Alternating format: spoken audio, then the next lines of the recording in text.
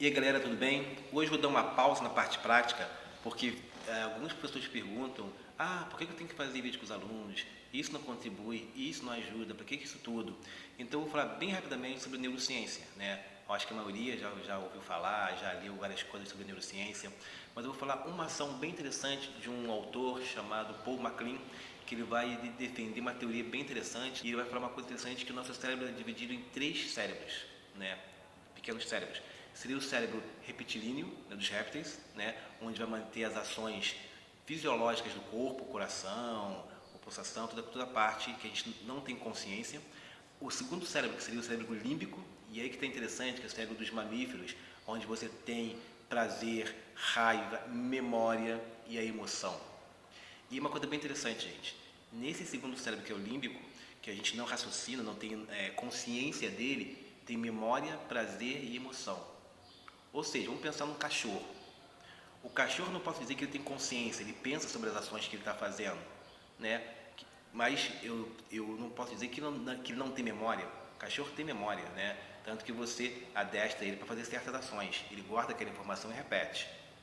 E se a gente pensar nisso que esse autor está falando, que a memória está ligada nesse cérebro límbico e está ligado à emoção, como é que a gente educa nossas crianças?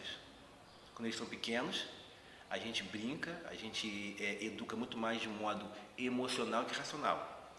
Quando a criança entra na escola, a escola também brinca e se aproveita dessa parte emocional.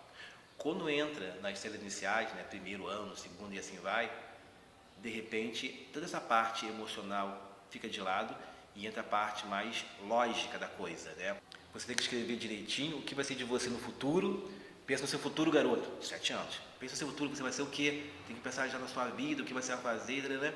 Então, com isso, a escola modifica toda a carga emocional para uma parte lógica.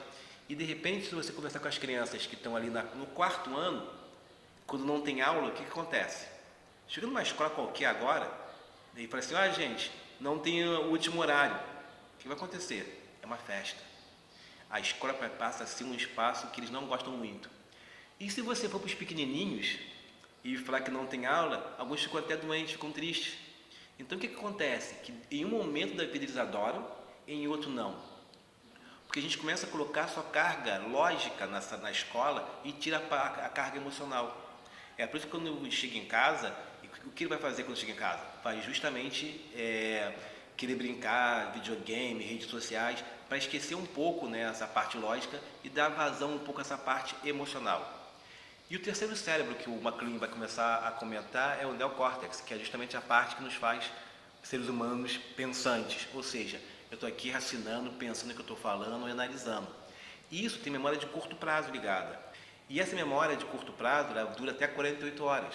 Então é por isso que o aluno estuda à noite, para sua prova, professor, e no dia seguinte ele tira 9, 8, 10. Porque está na memória de curto prazo. Pega essa mesma prova, dá uma semana depois.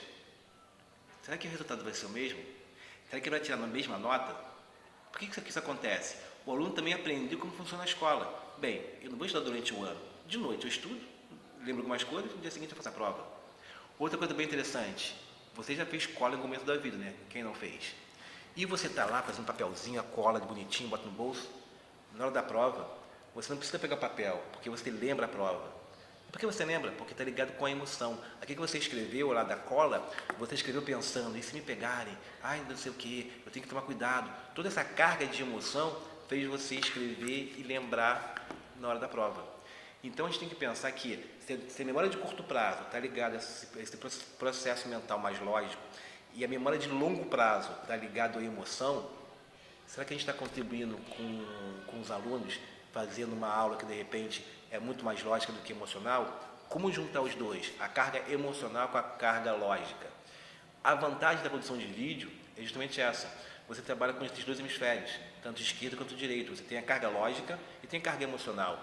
E essas duas que fazem, então, de repente, num festival de vídeo, numa cidade, de repente encher o auditório, encher a prata, porque os alunos estão lá, porque eles querem ver o vídeo deles, querem votar, eles querem ganhar um prêmio.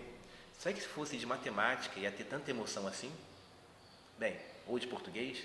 Pense nisso. Pense em como é que a gente pode fazer a nossa aula um pouco mais agradável. para que ela possa, então, entrar nesse estado límbico, que tenha uma memória mais efetiva, que aquilo seja de longo prazo. E não é memória que o aluno vai esquecer amanhã. Ok? Nos falamos.